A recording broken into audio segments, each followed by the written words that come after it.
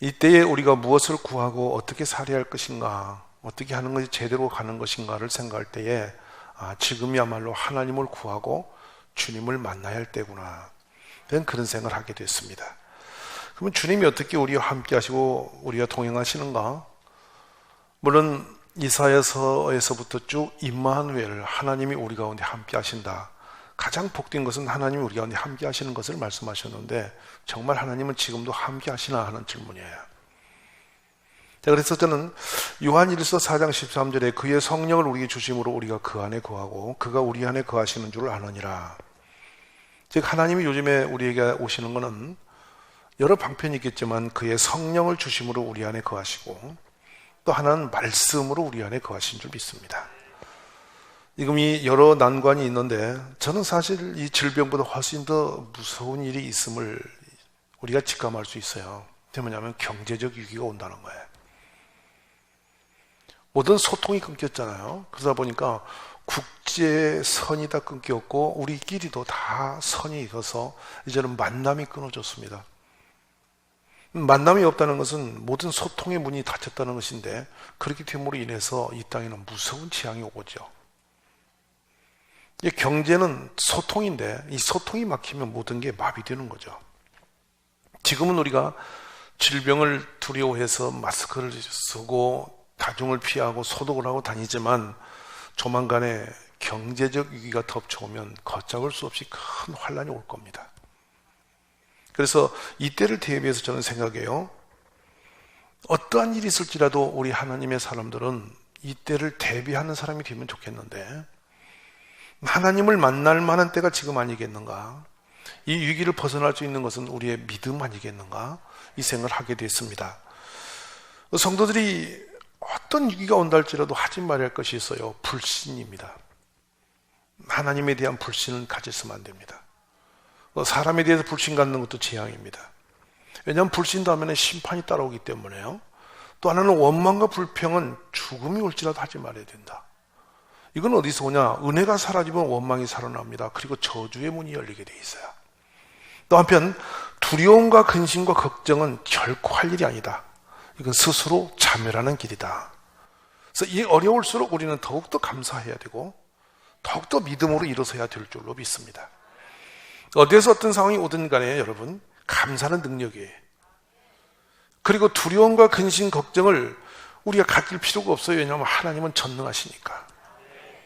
그래서 우주 만물을 다스리는 분이 하나님이시니까 확산은 막아야 되겠지만 이것을 두려워해서 공포에 빠지지는 마십시오. 능히 주님이 이걸 이길 힘을 주실 줄로 믿습니다. 그러면 언제 우리가 하나님을 찾고 만나게 되느냐 하는 거거든요. 사람들은 평범할 때, 안락할 때 하나님을 그렇게 목말한 적이 없습니다. 어떤 본인들이 사람의 힘으로 감당치 못하는 상황이 올 때, 그때 비로소 우리는 진실한 믿음이 일어납니다. 두 종류의 길이 있는데, 믿음이 없는 사람은 환란이 밀려오면 원망 불평하면서 쓰러지는 거고요, 또 두려워하면서 무너지는 거고요, 믿음의 사람은 그때 하나님을 찾아 일어서는 것입니다. 그래서 세상을 이기는 것은, 하나님의 사람이라는 것은 그 믿음으로 사는 자가 세상을 이기는 거라는 거예요. 우리 이 환난 가운데 믿음으로 이 재앙을 이기는 우리 가족이 되시기를 간절히 바랍니다. 하나님은 우리의 피난처시오 힘이시니 환난 중에 만날 큰 도움이시라 그랬어요. 이때 하나님을 만나는 거예요. 가정에서나 교회에서나 여러분 시간 어느 곳에 있든지 기도하여 하나님을 구하고 만나는 축복의 문이 열리기를 주의 이름으로 간절히 원합니다. 결코 이 환난은 우리의 힘으로도 물론 했지만 하나님의 은혜를 아니면 비켜갈 수 없을 것 같습니다. 이 지구촌에는 수없는 전염병으로 인해서 생명들이 사라져 갔었는데, 그 역사의 종점 인간의 노력이 아니라 하나님의 은혜로 말미암아 이길 힘을 주셨고 방편을 열어주셨어요. 이번에 이 재앙도 우리가 간절한 기도를 하고 진실한 기도를 하고 확신에 찬 기도를 하고 믿음의 기도를 할 때에 정말 하나님이 아니면 안 된다는 믿음으로 일어설 때 하나님 우리에게 은혜 주실 것을 저는 믿습니다. 마치 지금 풍랑에 시달리는 배 위에 있는 것 같지 않습니까? 온 세상 지구촌이 다 흔들리고 있습니다. 그런데 이런 위기 속에 우리 주님이 오시면 잠잠케 될 거라는 거죠. 이사야서 45장 7절에는 나는 빛도 짓고 어둠도 창조하며 나는 평안도 짓고 환난도 창조하나니 나는 여호와라. 이 모든 일들을 행하는 자니라. 이렇게 말씀해요. 우리 주님이 신명기 7장 15절에는 여호와께서 또 모든 질병을 내게서 멀리하사 너희가 아는 애굽의 악질에 걸리지 않게 하시고 너를 미워하는 모든 자에게 걸리게 하실 것이다 그랬단 말이에요. 하나님은 질병도 다스리시는 분이시라는 거예요. 오늘 주의 은혜 가운데 이 질병이 예수의 은혜로 완전히 소멸되기를 주의 이름으로 축복합니다. 하나님은 모든 것의 주관자시고 역사의 주관자시며 모든 환난 가운데도 역사하시는 주님을 저는 믿습니다. 제가 이 하나님을 언제 나는 만났지? 이런 걸 이렇게 돌아오며 기도하며 생각을 해봤어요. 평상시에 이렇게 무사한 일이 계속 펼쳐질 때 하나님에 대한 필요성이 크게 절박하지 않습니다. 그리고 우리의 기도가 이렇게 진실치도 못해요. 그냥 생활에 따라서 필요한 거 그냥 구하면서 은혜롭다고 그냥 살아가는 거죠. 별로 이렇게 각지게 딱 다가옴이 없어요. 근데 정말 우리 삶에 위기가 밀려와서 내 힘으로 감당할 수 없는 그런 환경들에 처하게 되면 그때는 정말 우리 안에 나도 모르는 믿음이 일어나서 하나님 아니면 안 된다라고 막 이렇게 매달리는 그런 역사가 일어나는 거예요. 96년도 가을을 문득 제가 생각하게 됐는데 여기는 농가에서 예배를 드리고 있을 때였죠. 여러 번 말씀드리자면 그 상황은 잊을 수가 없는 상황이에요. 아주 연약한 지체들을 한 20여 명이 이제 신앙생활을 시작한 거예요. 예배당이 없는 거죠. 그래서 이 할아버지 댁에 와가지고 이 할아버지 부부를 전도를 하게 되므로 제가 월 얼마를 드릴 테니 여기서 일요일만 예배를 드립시다 해서 합의를 보았어요. 그래서 예배를 드리는데 남성들은 작은 방으로 골방으로 앉혀놓고 여성들은 숫자가 많아서 이제 거실에 앉혀놓고 예배를 드리는데요. 예배가 막 시작할 무렵에 밖에서 난리가 났어요. 보니까 이 가족들이 서울에서 내려왔는데 모처럼 시골에 왔는데 난데없이 집안에서 예배를 드리니 갈 곳이 없어. 본인이 화가 난 거예요. 노인들을 어떻게, 그때 말로 그러는 거예요. 어떻게 노인들을 홀려가지고 이 남의 집에 들어와서 예배를 드리냐. 그분들의 생각은 막 격해졌어요. 그런데 아침 일찍이 산에 가서 술을 마시고 와서 이 성이 안 돼. 그 술이 취한 분들이 막 기리기리 소리를 지르지, 손에 보니 낫을 들고 막 이러고 소리를 지르고 죽인다 살린다 이렇게 폭언을 하지. 이러니까 우리 안에 있는 모든 성도들이 공포에 빠졌어요. 뭐 예배를 시작도 할 수 없는 분위기로 완전히 공포에 질려 있어요. 그런데 그때 이제 신앙 고백하면서 예배를 드리겠다 하면서 문을 열고 제가 이제 전능하사 천지를 만드신 하나님 아버지를 하다 제가 말을 잃어버렸어요. 얼마나 서름에 밀려오는지, 얼마나 마음이 슬픈지 더 이상 말이 나올 수가 없이 가슴이 벅차서 숨을 쉴 수가 없이 이렇게 상황이 됐는데 그 처참한 그 상황을 어디다 표현하고 어디다 기댈 곳이 없는 거예요. 근데 앞에 그 어린아이 하며 그 아주 어렵고 힘든 지체들이 앉아서 그 두려움 속에 있는 그 모습 자체가 견딜 수 없었고, 또 하나는 예수님이 2000년 세월을 흘러 이 당진 시골에까지 오셔서 멸시를 당하나, 이렇게 우리 주님 이런 시련을 당하지나, 이런 생각이 밀려오니까 걷잡을 수 없이 슬퍼서 그렇게 이제 격해진 눈물로 제가 숨을 쉴 수 없이 이렇게 있는 상황이 갑자기 제 앞이 환해지더니 이 구석에 예수님 오신 거예요. 그 예수님 모습은 제가 죽을 때까지 잊을 수가 없어요. 너무도 하얗셨고 너무도 바짝 마르셔서 그냥 뼈만 그냥 있는 주님이 오셨는데 그 눈동자가 왜 그렇게 슬프고 처량하니 애절한지 모르겠어요. 그 눈빛으로 바라보시는 거예요. 막 제가 어찌할 바를 모르고 주님 앞을 대면하는 거예요. 이거 환상이 아니에요. 그냥 오신 거예요, 여러분. 근데 그 주님의 그 빛의 눈빛을 바라보면서 제가 그냥 녹아내리는 것처럼 위로를 받는 거예요. 주님이 하신 말씀이 한마디가 있었는데 뭐냐면 내가 너와 함께하리라 이러시는 거예요. 그러고 주님이 살아하시는데 그 뒤로 그 농가에서 아무것도 없는 그곳에서 무슨 뭐가 내놓을 게 있어요. 길이 있나요? 건물이 있나요? 사람이 있나요? 돈이 있나요? 어디 돈 받을 곳이 있나요? 근데 거기서 오직 하나 하는 것은 하나님이 함께 하신다라는 거, 그가 믿음 하나로 나아가는데 매일 전도를 하고 돌아와도 지치지 않는 것은 주님이 함께 하시니까. 어떤 힘이 들어도 주님이 함께 하신다는 거, 위로의 말씀이 계속 내 안에 있으니까 넘어질 수가 없고 자꾸 힘이 생기고 자꾸 믿음이 생기는 거예요. 근데 점점점 그냥 순식간에 교회가 막 성도들이 차오르기 시작하는 거예요. 근데 이 산속에서 3년 이내에 교회가 앉을 곳이 없이 꽉 성도가 채워지는 거 보면서 생각하는, 주님이 함께 하시면 된다는 거예요. 지금 이 시대의 모든 상황이 어떤 위기와 어려움이 온다 할지라도 염려하지 마실 것은 주님이 함께 하시면 되는 거예요. 우리 대한민국 산천 곳곳에 이 골망마다 교회가 있어요. 어디를 가든지 우리 예수 믿는 사람이 사는 나라가 됐어요.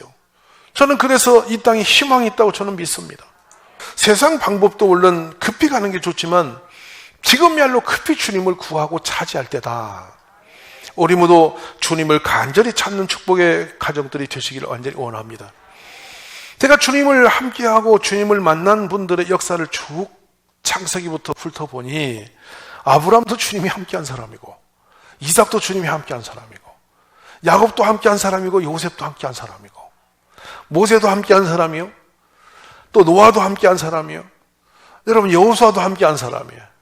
사무엘도 함께한 사람이고, 다윗도 함께한, 솔로몬도 함께한 사람이야. 그러니까 여러분 이사야도 함께한 사람이야, 에레미야도 함께한 사람이야. 모든 선지자들 다 하나님이 함께한 사람들이에요. 이 세대에 와서, 신약 시대에 와서 사도 바울도 하나님이 함께한 사람이고 12 제자도 하나님이 함께한 사람들이요. 믿습니까? 지금 이 시대에 우리 하나님 우리 가운데도 함께 하시면 역사가 일어나려고 저는 믿습니다. 종종 구약 시대의 한 장면을 보면은 이삭이 자기 부인을 그랄 땅에 가서, 이 그랄이 뭐냐면 여러분 블레셋 땅입니다. 블레셋 왕 아비멜렉이 가서 자기 부인이 너무 예쁘니까 리브가를 갖다가 자기 여동생이라고 속이고 거기서 목숨을 보존하고 있는 장면이 창세기 26장에 나와요. 근데 그때 왜 그랬냐면 아브라함 때 흉년이 크게 들어서 그 땅에 흉년이 들어 길이 없으면 이삭이 그랄로 가서 있기 시작이 되거든. 근데 그가 갈 생각은 어디로 가려고 그러냐면 애굽 땅으로 내려갈 계획을 가지고 가던 길인데 하나님이 그에게 오셔서 너는 이 땅에 머무르라는 거예요. 그럼 이 땅을 너의 자손에게 줄 거라고. 자, 그러면 이 이삭으로서는 애굽에 가야 먹을 게 풍성하고 목적을 이룰 텐데 중간에 또 하나님이 스탑을 시켜서 보니 자기의 생명의 위협을 느껴서 부인을 내어놓고 이렇게 됐단 말이에요. 얼마나 이 상황이 지금 극악한 상황이 됐는지 그 상태를 보면은 참 이삭이 참 두려웠을 거라는 거예요. 근데 이삭이 일단 그런 위기 속에서도 한 게 뭐냐? 하나님이 함께 하시는 사람이 어떻게 하나님 함께 하는지 여러분 여기서 보시는 겁니다. 이삭이 그런 극한 상황에서 하나님 말씀을 그대로 믿고 받아들이고 순종하고 거기 서 있는 거예요. 근데 보니 우리는 여기서 말합니다. 아버지 닮아서 비열하게 이삭이 말이에요. 자기 부인을 말이에요. 여동생이라고 내동댕이 놓고 지는 살려고 했다. 이렇게 여러분 단순하게 푸는데 그럴 일이 아니야. 이삭 할아버지가 어떻게 가셨냐? 여기 장면을 보니까 여기 나오는 7절에 보면 리브가는 복이 아름다움으로 그곳 백성이 리브가로 말미암아 자기를 죽일까요? 자기가 봐도 부인이 엄청 이뻤다는 거지. 이쁜 부인은 남들이 가만히 안 둘 수가 있다는 거예요. 맞아 안 맞아? 그러니까 여러분 너무 예쁜 분하고 사는 것도 부담이 많을 것 같아. 이삭이 지금 그 상태가 되었잖아. 그러니까 이제 자기의 부인 때문에 위험을 느끼는 거예요.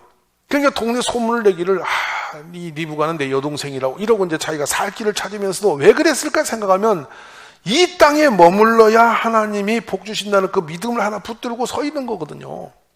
결국 뭡니까? 하나님의 말씀을 지키기 위하여 생명의 위협을 뛰어넘어 심지어 자기 부인을 내어놓을 만큼도 그렇게 고통스러움에도 불구하고 그 땅에 서 있는 이삭이에요. 이삭이 선택한 건 뭐냐면 하나님의 말씀이었다는 거예요. 오늘 시대 우리가 하나님이 함께 하시는 승리자가 되기 위해서는 이 위기 속에 여러분이 무시로 하나님 말씀을 붙들고 믿음으로 서는 역사가 일어나기 원합니다. 그래 결국에는 이런 어려움 속에 이삭이 이렇게 되어서 여러 날 거주하게 되었는데 이삭이 그 리브가를 끼얹는 것을 블레셋 아비멜렉이 우연히 창밖으로 보게 됩니다. 그러면 이제는 거짓말 쳤으니 혼내지 이런 것이 아니고 아비멜렉이 이삭을 불러서 그가 분명히 내 아내인 같은데 어찌 누이라고 했냐 이렇게 거꾸로 물어요. 그냥 이삭이 말합니다. 내 생각에 그로 말미암아 내가 죽게 될까 두려워서 그랬습니다. 그러자 아비멜렉이 내가 어찌 우리에게 이렇게 행했냐? 백성 중 하나가 너 아내와 동침할 뻔했지 않느냐? 너가 죄를 우리에게 입힐 뻔했지 않느냐? 이러면서 이 블레셋 왕 아비멜렉이 뭐라 하냐면 모든 백성에게 명령을 내려서 이 사람이나 그의 아내를 범하는 자는 내가 죽이겠다. 갑자기 역전이 일어났어요. 일어났는데 창세기 26장 12절에 기가 막힌 은혜가 있습니다. 이삭이 그 땅에 농사하여 그 해에 100배나 얻었고 여호와께서 복을 주심으로 그 사람이 창대하고 왕성하여 마침내 거부가 되었다. 이렇게 돼 있어요.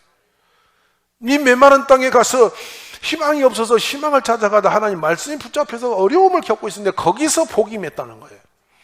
이 환난 가운데도 우리가 정직한 믿음으로 돌아올 길이 있다면 환난이 축복이 되리라고 믿습니다. 이럴 때일수록 우리가 더 정직한 믿음으로 하나님을 구하고 찾아 나서는 때가 되어야 될 줄로 믿습니다. 그래서 어디에 있든지 어떤 상황이 있든지 여러분 그 자리에서 기도의 힘을 쓰시면서 우리 하나님을 만남을 사모하면서 일어서는 가족들이 다 되시기를 주의 이름으로 간절히 축복합니다. 창세기의 37장으로 넘어가면 이 요셉이 기가 막힌 환난과 고통 중에 있은 장면이 펼쳐져요. 일찍이 어린아이가 자기 동생이 태어나면서 어머니가 소천하시고 세상을 떠나고 배다른 형제들이 10명이나 앞에 있고 이미 출생 자체로 삶 자체가 이제는 절박하고 고통스러워졌는데 아니나 다릅니까? 그 형들에 의해서 버림을 당하여 죽음의 골로 팔려갔습니다. 이 사람은 이제 불행이고 더 이상 길이 없는 사람이 됐습니다. 그런데 성경은 39장에서 뭐라고 말하자면 여호와께서 요셉과 함께 하심으로예요. 아멘이세요? 지금 이 환난 가운데 우리에게 기대하는 최고의 축복은 하나님이 우리 백성과 함께 하심으로, 하나님 우리 가족과 함께 하심으로, 하나님 우리 교회와 함께 하심으로가 우리의 희망인 줄 저는 믿습니다. 그래 요셉과 함께 하심으로 그가 형통한 자가 되어 그의 주인 애굽 사람의 집에 있으니 그의 주인 여호와께서 그와 함께 하심을 보며 그랬어요. 우리가 하나님과 함께하면 하나님이 함께 하시는 걸 밖에 사람도 보게 된다는 거예요. 근데 언제냐? 환난 가운데 은혜를 입게 된다는 사실입니다. 오늘 우리 모든 가족 중에 하나님이 함께 하시는 축복이 임하시기를 주의 이름으로 축원합니다. 결국에는 요셉은 하나님이 함께 하심으로 어디에 있든지 감옥에 있든지 노예로 있든지 어느 환난 가운데 있든지 문제되지 않는 것은 하나님이 함께 하심으로 길이 열렸다는 거죠. 우리나라에도 이 대한민국 교회도 하나님이 함께 하시는 축복이 이때 일어나기를 주의 이름으로 간절히 축원합니다. 지금이야말로 우리가 하나님과 함께 만날 때인데 믿음으로 주님이 우리와 함께 하실 것이며 말씀 속에 함께 하실 것이며 우리가 찾고 구할 때 주님이 함께 하시게 될 줄을 저는 믿습니다. 오늘 본문의 말씀을 자세히 보십시오. 다윗의 아들 솔로몬의 왕위가 견고하여 가며 그의 하나님 여호와께서 그와 함께 하사 심히 장대하게 하시니라 그랬단 말이죠. 자, 솔로몬의 임금자리가 점점 든든해졌어요. 그 이유를 보니까 왜냐? 하나님 여호와께서 그와 함께 하심으로. 그리고 점점 장대하게 됐단 말씀이에요. 이미 이 솔로몬은 임금으로서 자리가 위태하고 불안했던 사람이었습니다. 근데 하나님이 그 편에 서심으로 솔로몬의 자리가 견고해졌다는 거예요. 그리고 그가 견고해지고 번성하고 강성해진 다음에 바로 나타나는 하나의 증상들이 있는데 그게 어느 장면이냐면 솔로몬이 그 하나님을 향하여 일천번제를 드리는 장면이에요. 그리고 하나님이 그 밤에 그에게 와서 응답해 주시는 장면, 내가 내게 무엇을 주랴? 너는 구하라. 저는 이 환난 가운데 우리 가족들이 솔로몬처럼 하나님께 진실한 마음과 믿음으로 나서서 하나님의 응답을 받는 기회가 되어지기를 주님의 이름으로 축복합니다. 지금이야말로 우리가 세상과 끊고 정말 가족과 집중하고 하나님께 집중할 수 있는 좋은 기회라고 생각합니다. 시간 분초마다 모처럼 여러분 앉아서 말씀을 깊이 연구하고 하나님 앞에 진실로 기도하고 국가와 민족을 다시 한번 내면의 내 삶을 정리할 수 있는 좋은 기회가 아니겠습니까? 너무도 바삐 살았고 정신없이 살아서 어디로 가는 줄도 모르고 달려오지 않았습니까? 저는 이번 이 기회가 우리 자신을 다시 한번 주님 앞에 반드시 정리하고 세울 수 있는 좋은 축복의 기회가 되어지기를 간절히 원합니다. 자, 제가 지금 이 아브라함부터 쭉 설명드리면서 몇 사람을 건너왔는데요. 이분들이 하나같이 어떤 때 주님과 만남이 됐냐면 극악히 위기 때에 주님을 만났다는 사실이에요. 평범하게 막 길이 열린 길을 대로를 달려갈 때가 아니었고, 길이 막혔고 위험했고 거기서는 죽음이 앞에 있었고 막 이게 끝이구나 생각하는 그때 하나님을 구하여 만난 사람들이라는 거예요. 저는 지금이야말로 우리가 너무나 그동안 방만하지 않았습니까? 하나님을 믿는다면서 우리가 너무나 소홀함이 많지 않았습니까? 대강 건성으로 섬기진 않았습니까? 진실한 마음으로 주님께 구한 기도가 얼마나 있었습니까? 정말 절박함으로 하나님 아니면 안 된다고 그렇게 우리가 부여잡고 매달릴 때가 몇 번이나 있었습니까? 저 돌아보니까 그렇게 절박함이 많지는 않았었어요. 왜냐하면 이전에는 어떤 생명의 위기에 있는 분이 있을 때 그 생명을 놓고 기도할 때 정말 절박했고요. 교회에 어떤 길이 없을 때 그 교회의 문제를 놓고 할 때 참 절박했었어요. 근데 뭔가 편안해지고 환경이 좀 나아지고 사람이 많아지고 뭔가 사람끼리도 할 수 있는 것처럼 되어질 때 하나님에 향한 그 간절함이 점점점 식어지더라는 얘기예요. 다시 한번 우리 대한민국 교회가 세상 것으로 말미암아 배부름이 아니라 하나님을 향해서 목말라지는 역사 일어나기 원합니다. 예배가 멈춘다는 것이 여러분 적은 일이겠습니까? 교회가 세상에서 그 전염병의 원인자처럼 여러분 이렇게 손가락질을 당한다는 것이 쉬운 일이겠습니까? 이보다 더 큰 하나님 앞에 하나님의 이름이 멸시당하는 상황이 어디서 일어나겠습니까? 그렇다면 이런 상황을 우리는 어떻게 대처할 것이냐? 정말 절박한 마음과 진실함으로 하나님을 구하고 하나님이 역사하시기를 우리가 사모하면서 하나님이 함께 하시는 역사를 이뤄내면 이것이 해결나지 않겠습니까? 하나님이 살아계신다면 그 백성은 결코 멸시치 아니할 것이고 우리를 무능하게 꼬리되게 놓지 않을 것이고 전염병으로 우리가 이 나라에 환난을 일으키는 그 주범자처럼 되지 않도록 지키실 걸 저는 믿습니다. 예배 드린 자들이 건강해야 할 것이며 교회가 세상에 희망이 될 것이며 꿈이 되는 역사가 일어나야 될 줄로 믿습니다. 그러기 위해서 이렇게 티미한 신앙을 가지고는 방법이 없어서 우리 하나님을 전심으로 구하는 우리 가족이 되시기를 주의 이름으로 간절히 축복합니다. 그러면 솔로몬은 어떻게 주님이 함께하고 강하게 만들었냐 하는 거예요. 역대하 표신대로 여러분 12절을 한번 가서 보시다. 결론적인 말씀이 12절에 나옵니다. 크게 한번 읽어봅시다. 그러므로